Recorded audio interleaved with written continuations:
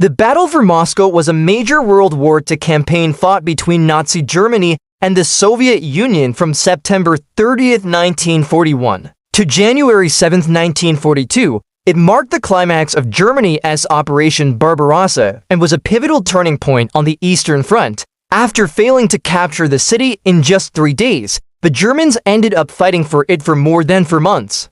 The Soviets had managed to turn what could have been a catastrophic defeat into a decisive victory. By December, Stalin had declared the battle for Moscow won. However, why did the Germans fail to capture Moscow? In this video, we'll be looking at 5 reasons for Germany's failure to capture Moscow. Do note that this is part 2. If you haven't already seen part 1, then do check it out after this video. Starting off this countdown, we have reason no. 5. Bad weather. Much like the German-Soviet battle for Stalingrad, which we made a video about here on this channel, the winter conditions played a major part in the outcome of the battle for Moscow. In fact, the harsh weather conditions are said to have affected both sides equally. But whereas the Germans were not used to fighting in such conditions, the Soviets were. This meant that the Germans were forced to slow their advance as they attempted to wait out the bad weather, which allowed the Soviets time to regroup and launch counterattacks. To make things worse for the Germans, their supplies were often damaged by the freezing temperatures, which in turn caused shortages for frontline troops. Additionally, much of the German tanks and vehicles weren't equipped to fight in snowy and icy conditions. So as the snow piled up, the Germans found themselves stuck in the mud. As one Russian soldier recalled, "We were having terrible frosts, something like 20 degrees below zero. At such temperatures, neither man nor machine functions very well at no. 4. We have the collapse of logistics." One of the biggest mistakes that Hitler made during the planning stages was underestimating the amount of supplies needed for an invasion of this size. And as the Germans advanced further and further east, their supply lines stretched and eventually became overextended. This meant that it took longer for supplies to reach the frontline troops, but also that there were shortages of vital supplies, such as food and ammunition. Now, when the Germans had first invaded the Soviet Union, they had managed to keep their supply trucks ahead of their infantry. But as the battle for Moscow progressed, the Red Army proved to be a tougher opponent than the Germans had anticipated, which forced the German trucks further back. With supply lines becoming increasingly strained, the Germans found themselves in a race against the Soviets to see who could bring their supplies forward first. But with the Soviet railways being more extensive than the German army, the Germans were always playing catch-up. Adding on to this, much of the German trucks and trains were destroyed by the ever-increasing number of partisans behind German lines. No. 3 brings us German underestimation.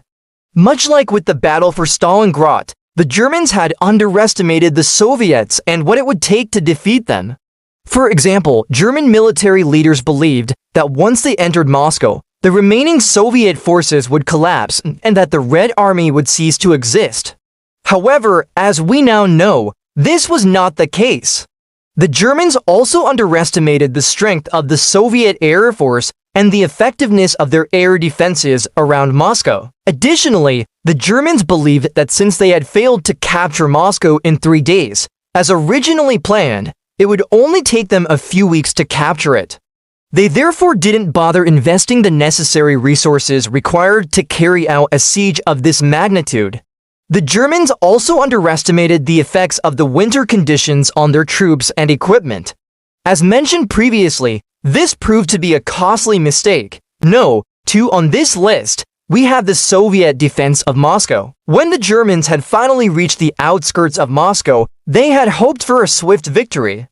However, as they soon found out, the Soviets had transformed the city into a fortress and were prepared to defend it at all costs. The Soviets had brought in reinforcements, set up multiple lines of defense and booby-trapped buildings and streets. As the Germans began their assault on Moscow, they quickly came under heavy fire from Soviet forces. German soldiers were ordered to take the city block by block, street by street, building by building. But the Soviets fought fiercely, house to house, room to room, floor to floor. German troops soon realized that capturing Moscow would not be the easy victory they had been promised. Instead, it would be a long, hard fight. What made this even more difficult was that many of the German troops were inexperienced and had never engaged in such urban warfare before. To add on to this, German aircraft were unable to operate in the skies over Moscow due to the heavy Soviet air defenses. With the Germans unable to gain air superiority over the city, the Soviets were able to bring in reinforcements and supplies more easily than the Germans. This ultimately led to the Germans having to abandon their original plans of capturing the city in just 3 days and instead resorting to a lengthy siege. Finally, at No. 1, we have Hitler's mistakes. One of the main reasons for the German failure to capture Moscow was due to a series of blunders made by Hitler himself.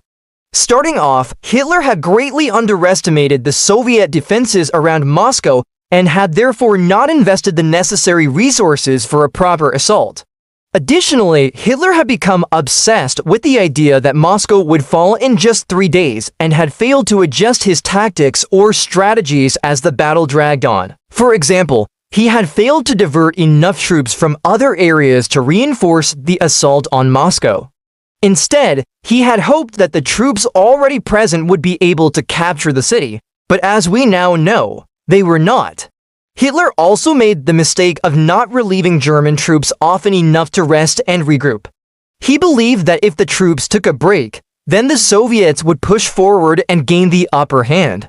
So instead, he kept them constantly on the move, which led to exhaustion and low morale. Additionally, Hitler had failed to properly coordinate with other German commanders. For example, he had not informed them of his belief that the city would fall in just 3 days. This led to the other commanders making decisions that were not in the best interest of the overall campaign. Furthermore, Hitler had ignored the advice of his generals on several occasions, such as when they suggested bringing in more supplies or when they recommended a change in tactics. Hitler's insistence on pressing on in the face of overwhelming odds ultimately led to the German defeat at Moscow. In the end, the Germans were defeated at Moscow for a multitude of reasons. While they had a strong military and had achieved great victories during the war, they had underestimated the Soviet Union and its people. Additionally, the harsh weather conditions and the lack of supplies had taken a toll on the German troops. Despite their efforts, the Germans had failed to capture Moscow and had suffered a major defeat. If you guys enjoyed this video and want to see more just like it, then you can check out my World War II playlist, which you can find here on this page. Alternatively, if you want to support the channel and potentially unlock some exclusive perks, then consider supporting the channel through the links in the description below. All the names will be added to the supporters wall in the server. In October of 1941, after 2 months of fighting, the Germans had advanced deep into the Soviet Union and were just 20 miles from Moscow. It looked like it was only a matter of days before the city fell, but then something unexpected happened. The Soviets stopped the German advance and pushed them all the way back to where they started. In fact, by the end of the year, the Germans hadn't taken any major cities in the Soviet Union. So how did the Russians do it? Why didn't the Germans continue their momentum and capture Moscow? And why did they even stop attacking in the first place? To answer this question, we've got to look at what was happening in December of 1941, more than 80 years ago. On December, after having their forces decimated during the Battle of Moscow, the Germans launched a massive offensive along the entire Eastern Front.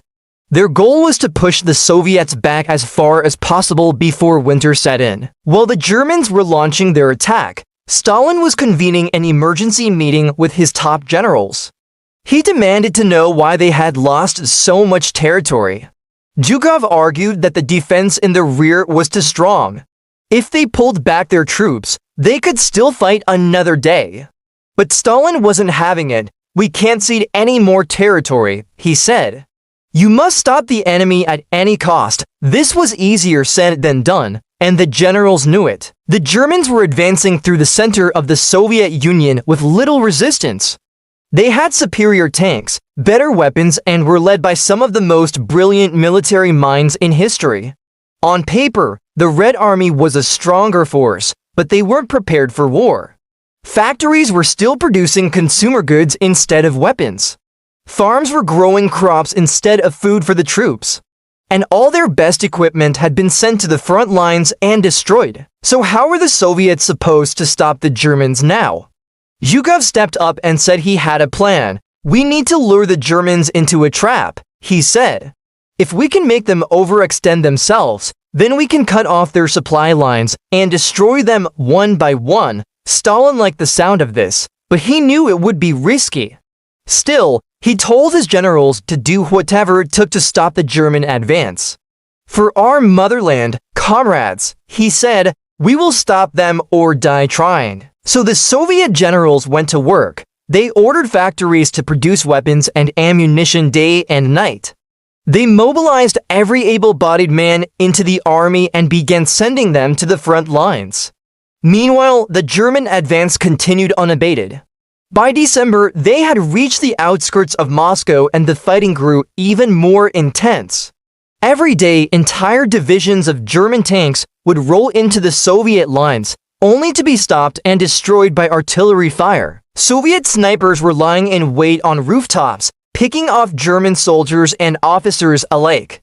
And when the Germans tried to advance further, they were met with such fierce resistance that they had to pull back to safety. As the weeks went by, the Germans became increasingly frustrated. They were used to sweeping through enemy lines with ease. But here they were, stuck outside of Moscow with no way in. To make matters worse, the weather was turning. Temperatures dropped to well below zero and snow piled up on the ground. This made it almost impossible for the tanks to move around, not to mention the planes couldn't fly and the supply trucks couldn't deliver supplies. As the Germans sat in their foxholes watching the snow fall, they couldn't help but wonder why the Russians were able to stop them. After all, they were outgunned, outnumbered, and surrounded. And that's when the German soldiers learned the true meaning of Russian hospitality. You see, as the Germans advanced on Moscow, the Russians did something that nobody expected. They welcomed them with open arms. Well, not literally open arms, but they gave them everything they needed to survive: food, water, ammunition, medical supplies, even maps and directions. Of course, they were only pretending to be friendly. The Germans didn't realize this at the time, though, and they accepted the gifts gratefully. After all, they had been fighting for months without any supplies. So when the Russians offered to help them, they thought it was a sign of weakness. But it was actually part of a carefully coordinated plan. As the Germans advanced, the Russians would purposely lay down their weapons and flee, leading the Germans deeper and deeper into the Soviet lines. At the same time, Soviet spies would infiltrate the German army, gathering intelligence and sabotaging their equipment. Before long, the Germans found themselves completely surrounded by hostile forces. No matter where they went, they were attacked from all sides. Suddenly, the Germans realized what had happened. They had been lured into a trap. Now, no matter how hard they tried, they couldn't escape. The Russians were ready for them. With their supply lines cut off and their forces depleted, the Germans had no choice but to surrender. Within days, thousands of German soldiers were captured and the rest retreated back to Germany. In total, the Germans lost more than 300,000 men during the battle. Meanwhile, the Soviets had suffered only 90,000 casualties. So how did the Russians do it? How did they stop the mighty German war machine? It all came down to strategy. The Germans made the mistake of underestimating their enemy. They thought the Soviets were weak and disorganized, but they were wrong. The Russian people were willing to fight to the death to defend their homeland. And the Soviet generals were brilliant tacticians. They knew how to use their limited resources to their advantage. The Germans also made the mistake of fighting a two-front war.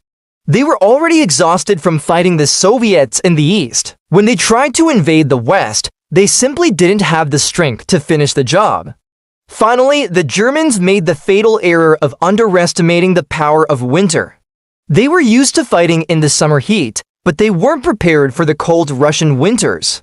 The freezing temperatures and heavy snowfall made it almost impossible for them to move around, not to mention the planes couldn't fly and the supply truck couldn't deliver supplies. As the news of the German defeat spread throughout the Soviet Union, the people were jubilant. They had managed to stop the most powerful army in the world. For many Russians, it was a proud moment. They had proven that the Germans were not invincible.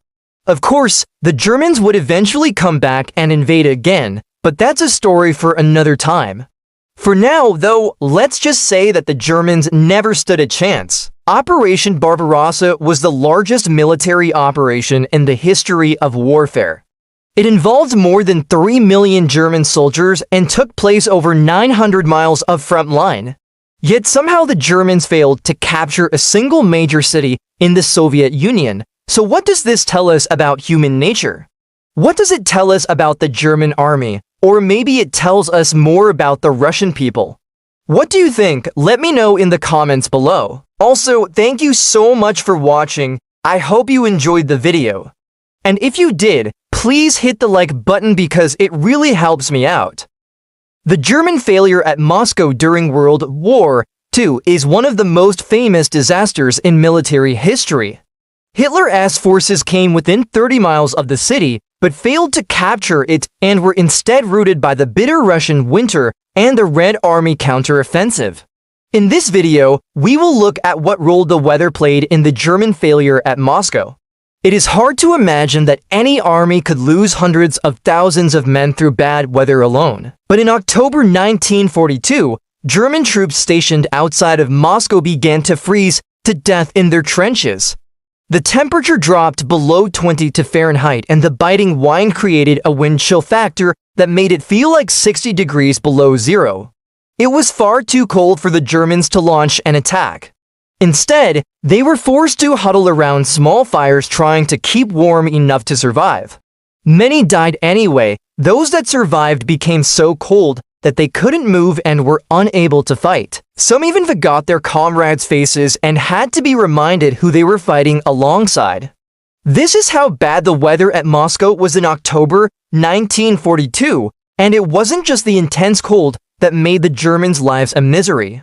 The autumn rains had melted the thin layer of ice covering the ground, turning the earth to thick, sticky mud. The panzer divisions got stuck in the mud and were unable to maneuver. Infantry struggled to advance or pull back, and artillery barrages caused shell craters to turn into small lakes, making it almost impossible to hit targets. Weather has always affected battles. Bad weather can cancel out some of the advantages that one side might have over the other. Storms, high winds, and rain can slow down or stop fast-moving armored advances. Mud can prevent tanks from maneuvering. An extreme cold or heat can tire out soldiers and make them more susceptible to illness. That's why military tactics often involve avoiding battle during storms or other bad weather. In World War II, the Germans were aware of how important the weather was. They kept a close eye on forecasts and often waited for good weather before launching major attacks. When Hitler decided to invade the Soviet Union, the Germans took advantage of the hot, dry summer weather to quickly push deep into Russia. By mid-September 1941, the German 6th Army was only 20 miles from Moscow. Temperatures were still mild, there was little rain, and the weather didn't interfere with the German war machine. But by late September, the temperatures were dropping fast. On September 29th, the weather turned nasty. A storm rolled across the German positions, followed by torrential rain and snow. The storm continued for 3 days, and by October, the ground was covered in a thick layer of ice.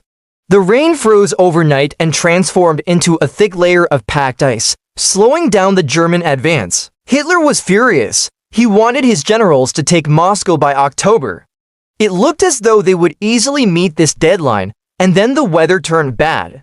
The temperature dropped and the advance slowed down. At first, it didn't seem like much of a problem. There was no rain and the soldiers were able to stay warm in their positions. But as October wore on, the weather got steadily worse. On October 15th, the temperature reached 17 degrees Fahrenheit. A week later, it was down to 11 degrees. By November, the soldiers were having trouble keeping warm. Some were suffering from frostbite. And when they went to the medical tents, they were told to pull their frozen fingers or toes off themselves. As the men slowly froze, the German army became less efficient. Soldiers in the front lines could no longer fire their rifles because their hands were so frozen that they couldn't hold them properly. Others couldn't load their rifles because their hands were too big. After being frozen, their flesh contracted, making their gloves too tight. Infantry units started to break. Men ran away from the front lines, but they had nowhere to go. The whole German army was frozen. Some of the men began to walk backwards. They had heard rumors that the front line was collapsing and that the retreating soldiers were stealing all the supplies. So they walked backwards toward the supposed safety of their own lines. Soon, entire divisions were walking backwards away from the front line. The German commanders tried everything they could to raise morale. Officers rode up and down the lines shouting at the men to get back in the fight, but the orders fell on deaf ears. Some of the men had been so badly affected by the cold that they couldn't hear anything. Their ears were totally frozen. In early November, German Field Marshal Wilhelm List sent a message to Hitler explaining the situation. He wrote, "The further advance of our troops is temporarily impossible.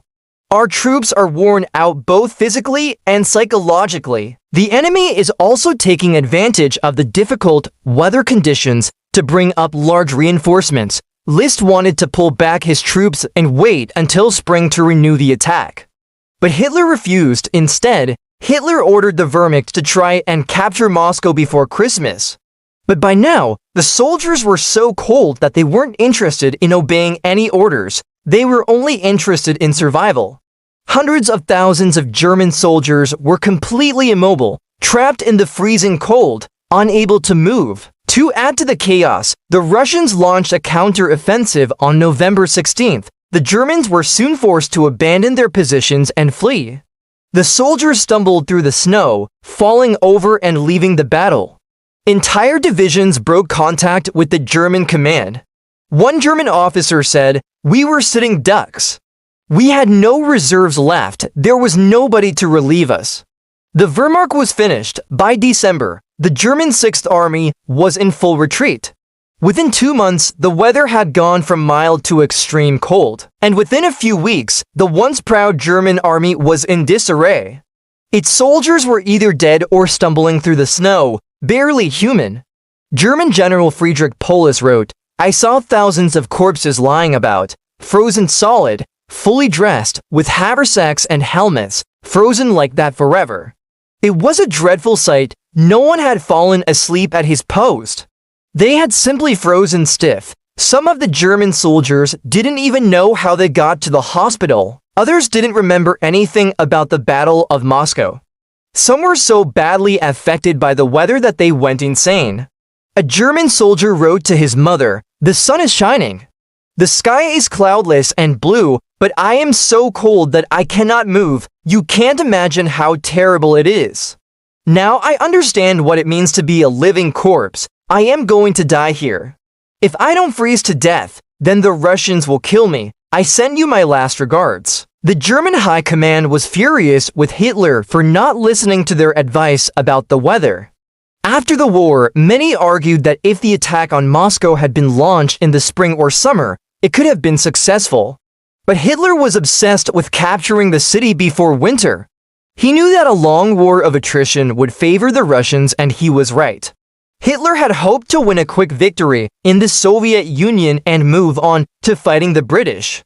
But his army had lost over 800,000 men by December. He had underestimated the power of the Russian winter and the bravery of the Red Army. One of Hitler's generals said after the war, once the Russians really got going, we were finished.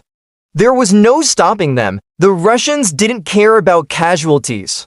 They threw men into the battle like wallpaper paste.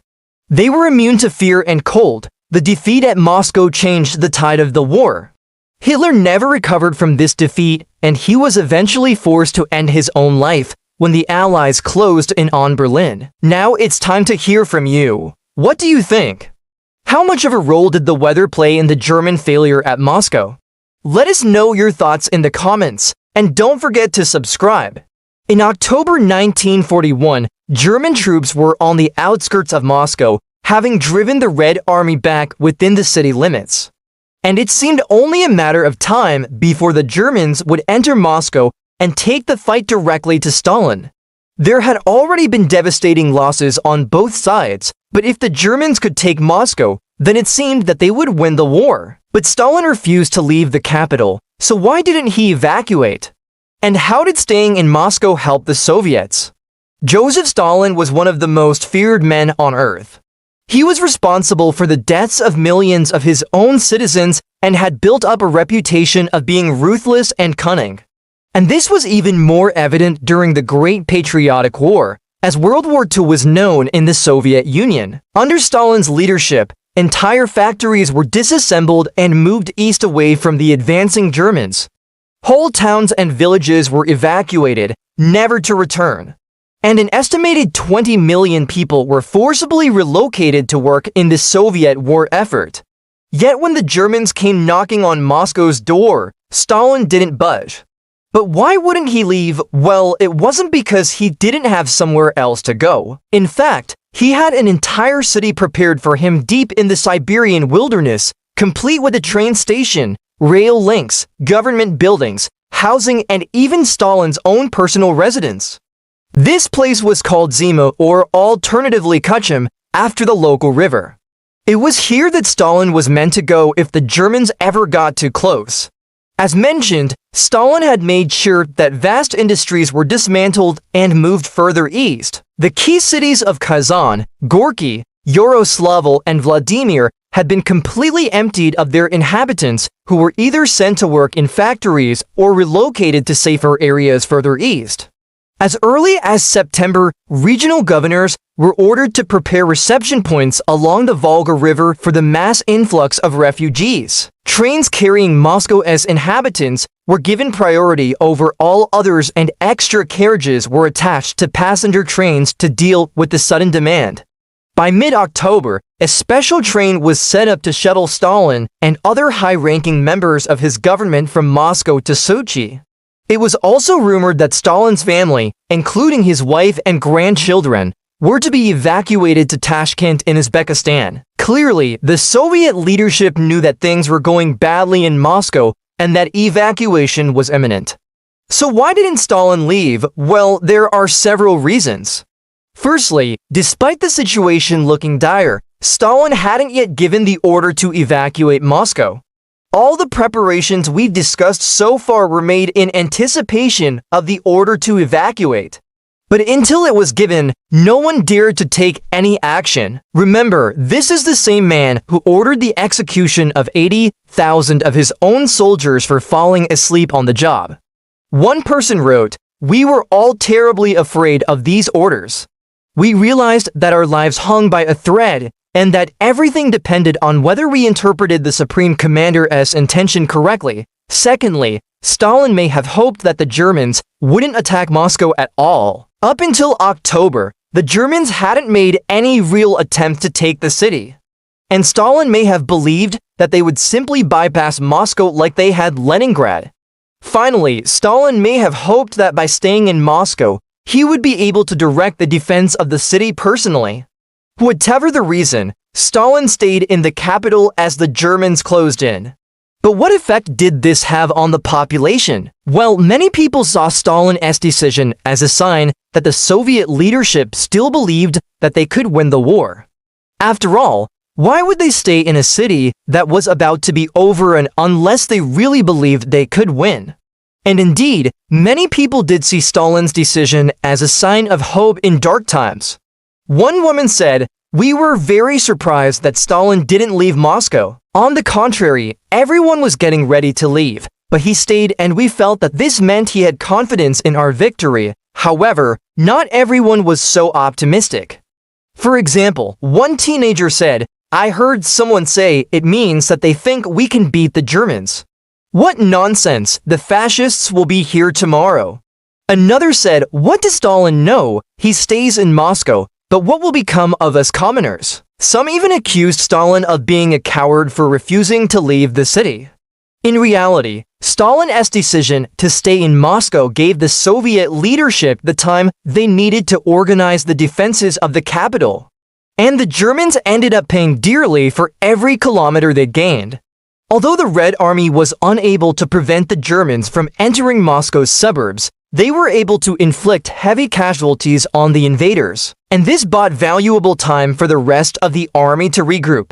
The Germans had hoped that they could force the Soviets into surrendering Moscow just like they had Leningrad, but this proved to be a costly mistake.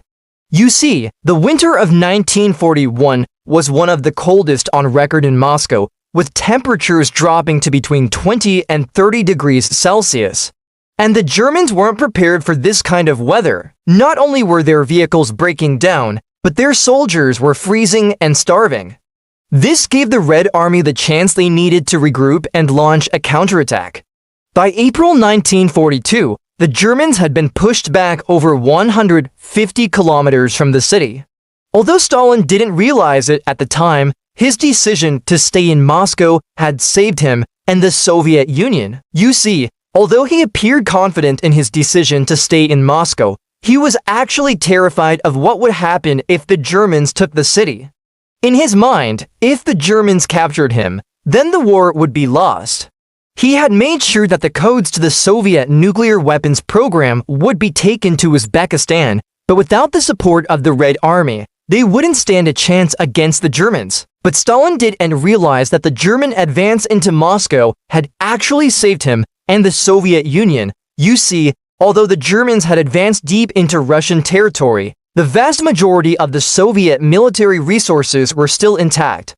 Most of the Red Army was still intact, as was most of the Soviet Air Force. Even the factories that had been moved to Siberia were still operating, although now they were producing mostly for the Eastern Front. But if the Germans had managed to capture Moscow, then they would have destroyed the Red Army, meaning the Germans would have won the war. Stalin's decision to stay in Moscow is a perfect example of how sometimes in war, your enemy can make the best decision for you. Do you want to learn more about how the Germans failed to capture Moscow? If so, check out this video. After failing to take Moscow in 1941, Germany would shift its war aims in the East from total war aims to more limited objectives. And so it is a fair question to ask why they did this and how the war would have been different if they had kept their original objectives. But before we begin, if you haven't already, please consider subscribing to stay in the loop and be notified when I release new videos. When Operation Barbarossa was launched on June 1941, the German objective was to take Moscow by the end of the year. Hitler's aim was to conquer the Soviet Union as quickly as possible, because he believed that the USSR was a gigantic store of raw materials and agricultural wealth just waiting to be exploited. Furthermore, he believed that with the Soviets out of the picture, the war in the West could be won much more easily. But these objectives would change during the course of the war. As everyone knows, the Germans did not take Moscow in 1941. In fact, they never even got close. As the winter of 1941 approached, the German High Command realized that taking Moscow in the first year was impossible. So in November 1941, Hitler accepted this defeat and shifted his war aims from taking Moscow to containing it. The Germans would now settle for a buffer state between Germany and the Soviet Union, which would protect the vital areas of the German fatherland from Bolshevik aggression. This would mean taking all of Ukraine, Belarus, and the Baltic states and establishing a friendly Slavic state ruled over by a Nazi puppet in the Soviet Union. The Russians would then be locked inside their own country and unable to wage war against the Germans. Hitler also hoped that this would fracture the alliance between the Western powers and the USSR. So there are two main reasons why Hitler changed his objectives. The first one is because he couldn't take Moscow in the first place. He just didn't have the resources to do so. And the second reason is because he wanted to consolidate his gains in the West.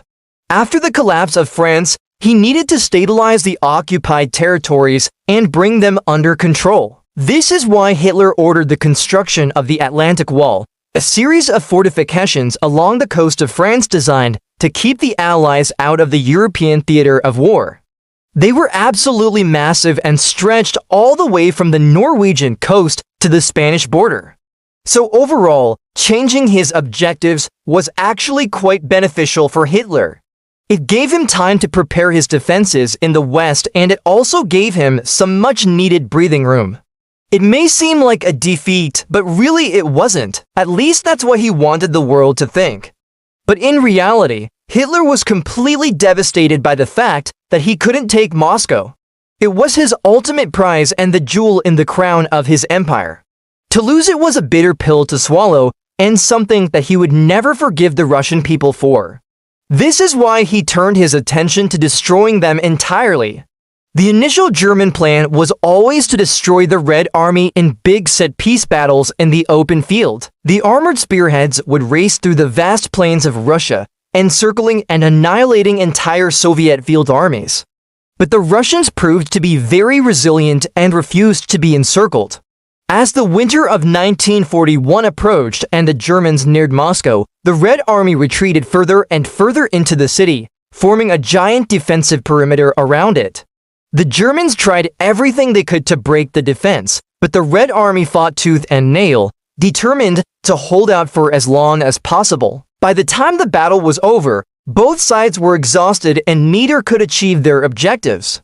This is when Hitler decided to turn to Plan B, Scorched Earth. This involved the destruction of everything that could be used by the enemy, including crops, livestock, and even entire villages. Entire regions of Russia were turned into deserts, devoid of anything that could be used by the advancing Germans. When the Germans reached a village, they would round up the inhabitants and either force them to work in the factories or send them to concentration camps. Then they would burn the village to the ground. This was done to deny food and resources to the advancing Germans, who were dependent on the Russians for supplies. It was also a way of punishing the Russians for their resistance and showing them the consequences of defying the master race. Hitler was convinced that the Russians would eventually surrender once they realized the futility of resistance. So he gave the order to begin destroying everything in sight. And so it began, the systematic extermination of the Slavic peoples. Over the next few years, millions of people would be killed as entire cities and villages were wiped off the map.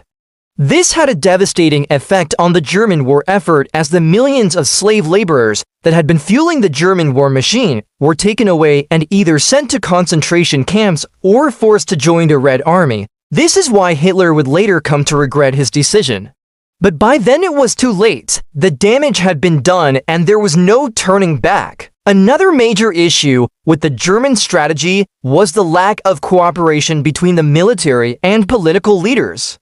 Hitler was in control of both the army and the party, but they were often at odds with each other.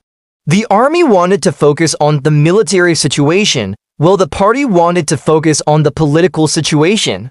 This led to a lot of confusion and ultimately a weakening of the German war effort. For example, when the Germans took Poland, the party wanted to occupy the country, but the army wanted to leave it alone. The army eventually won out, but this set a bad precedent that would come back to haunt them in the future. In fact, the army almost didn't invade the Soviet Union at all. When Operation Barbarossa was being planned, the army was very hesitant about invading the USSR. They knew that it was a huge country and they were unsure if they had the resources to take it. However, Hitler overruled their objections and the invasion went ahead as planned. If the army had been given free rein, it's likely that the war would have turned out very differently. The army would probably have taken a more cautious approach and maybe even avoided the whole debacle altogether. Not only that, but the army would have focused on quality over quantity. Unlike Hitler, who was obsessed with numbers, the army knew that it was more important to have a small, well-trained force than a large, poorly trained one. This is why they were so successful in the early years of the war.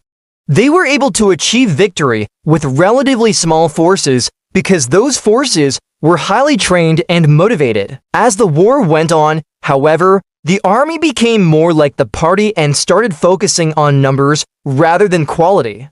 This is what ultimately led to their downfall. So overall, the German objectives would shift from total war aims to more limited objectives after failing to take Moscow in 1941. This was mainly due to the fact that Hitler wanted to consolidate his gains in the West, and he thought that taking Moscow was just too risky. Instead, he would settle for taking Ukraine, Belarus, and the Baltic states, which would give him a buffer zone between Germany and the Soviet Union. While this was a more realistic goal, it was still a very ambitious one. And in the end, the Germans would fail to achieve it. The war in the East would drag on for another 3 years, costing millions of lives and resources. Ultimately, it would be a decisive factor in the outcome of the war. But it is a fair question to ask how things might have turned out differently if the Germans had kept their original objectives. Well, for starters, the war in the East would have been much shorter. The Germans would have taken Moscow by the end of 1941, which would have forced the Soviet Union out of the war much earlier. This would have given Germany a much-needed boost in the West, as they would no longer have to worry about a two-front war. Additionally, the German army would have been much stronger if it hadn't been bogged down in the East. This is because the Germans would have been able to focus on quality over quantity, meaning they would have had smaller but more effective forces. Finally, the German war economy would have been much better off if they hadn't been fighting a war of attrition in the East. They would have been able to devote more resources to the war in the West, which would have made it much more difficult for the Allies to win. Overall, if the Germans had taken Moscow in 1941, it's very possible that they could have won the war. If you enjoyed this video, please hit the like button and subscribe for more content. Thanks for watching.